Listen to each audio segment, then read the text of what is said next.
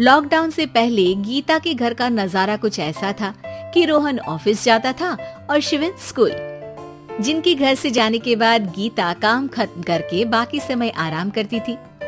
लेकिन लॉकडाउन के बाद ऑफिस और स्कूल घर में ही खुल गए और इससे गीता का हाल वो तो आपको देखने में ही मजा आएगा। शिविन, ओ शिविन, महाराज उठने के लिए क्या 21 तोपों की सलामी लेंगे? अरे बिस्तर से बाहर निकल, ऑनलाइन क्लास स्टार्ट होने वाली है। अरे तुम भी हद करती हो, स्पीकर की तरह चिल्लाने की क्या जरूरत है? दिख नहीं रहा मेरी कॉन्फ्रेंस चल रही है। अब कैमरा और स्पीकर ऑन कर रहा हूँ, मुझे कोई शोर नहीं चाहिए। इस पर जैसे ही रोहन लैपटॉप का कैमरा और स्पीकर ऑन करता है तभी कुकर की सीटी बजती है।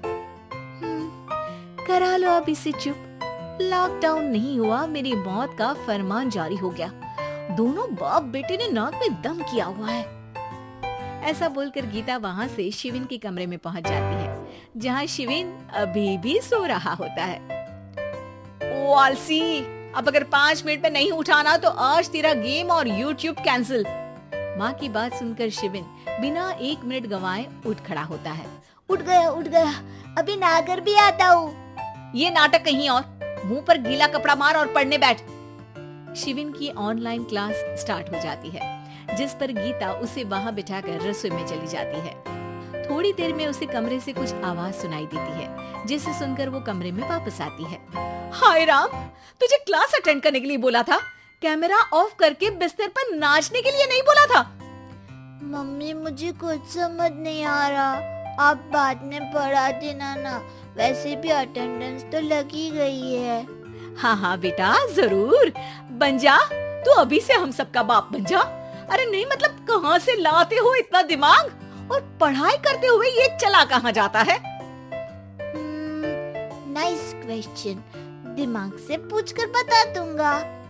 शिविन की बातों से परेशान होकर गीता उसे मारने के लिए जैसे ही आगे बढ़ती है तभी वो कमरे से बाहर भाग जाता है। अब शिविन आगे आगे और गीता हाथ में चप्पल पकड़े उसके पीछे पीछे पूरे घर में दोनों घूम रहे होते हैं। इसी बीच वो रोहन के पास पहुंच जाता है और शिविन को मारने वाली चप्पल रोहन के लैपटॉप पर जाकर गिरती है। ओए माँ! मम्मी, अब पापा को चप्पल मार रही हो? वो आज तक के रिपोर्टर, चुपचाप जाकर क्लास अटेंड कर ले, नहीं तो अगली तेरे पीछे लगेगी। इस पर शिविन वहाँ से चला जाता है, जिसके बाद रोहन गीता से कहता है, इस सर्कस के लिए कुछ बोलना चाहोगी? अरे क्या करूं, जब से तुम दोनों घर में रहने लगे हो, घर अपने आप ही सर्कस बन गया है और मैं तुम्हारी नौकर।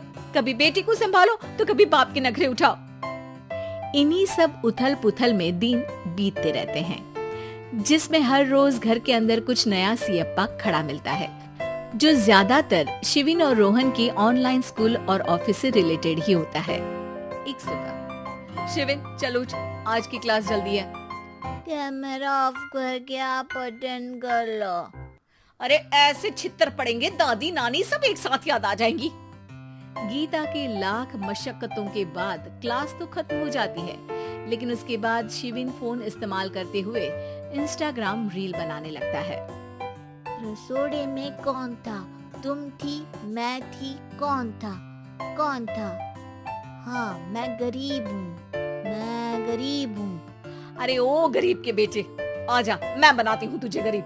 मैं बताती हूँ रसोड़े में कौन था। पढ़ाई करने बोलो तो इनकी माँ मर जाती है, और ये पागलपंतियाँ जितनी मर्जी करा लो। गीता शिविन को डांट रही होती है, तभी रोहन बीच में बोल पड़ता है। अरे बच्चा ही तो है, इतना गुस्सा क्यों कर रही हो?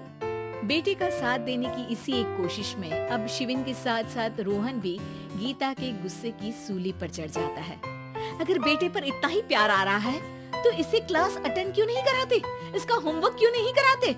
उस समय तो बहुत जल्दी मीटिंग आ जाती है, वो काम मैं करूं और यहाँ इस बेफिजूली की चीज में तरफदारी करके बन जाओ महान। हे भगवान, कोई तो इनके ऑफिस और स्कूल खुलवाओ, मैं इन्हें और घर में नहीं सह सकती। अरे कुछ और मांग लेती, क्योंकि तुम्हारी ये विश इस साल तो पूरी होने से रही, कोरोना।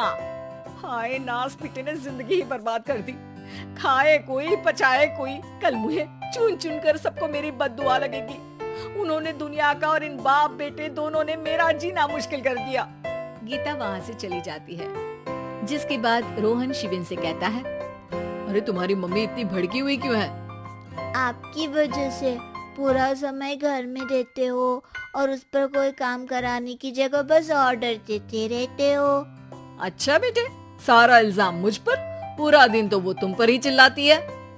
हाँ, मतलब दोनों का 50-50 है, कुछ करना पड़ेगा। वो कहते ना, make the best out of worst. I have an idea. वैसे तुम्हारी माँ सही कहती है, बहुत जुबान चलाने लगे हो, कम बोला करो।